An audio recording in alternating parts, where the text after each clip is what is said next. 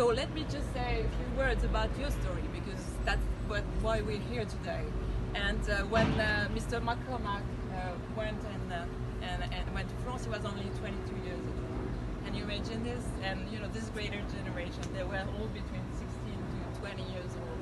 They didn't have a clue about France or Europe, and still they went there.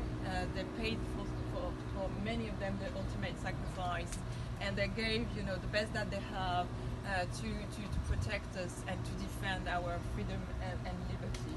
And Frank Mc Cormac was part of the Signal Regiment, and he participated in some of the most risky and dangerous battles in France. I don't really know the right words, but thank you, and you humbled me. And like I said, I wish people understood what was going on right now, what you went through, because it would be a whole different ballgame. So here I'm going to proceed in French, Mr. If you want to, if you're able to. So,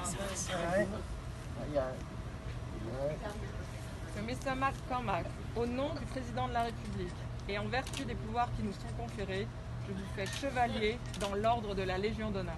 I remember going over to France and landing in Normandy. I remember that.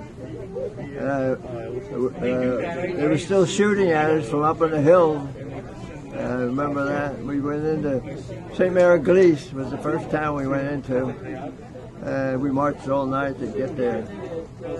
But then from then on it was just one thing after another to the Battle of the Bulge. Liberating the concentration camps. I'm not a hero. I was there because I was told to be there. I did what I was told.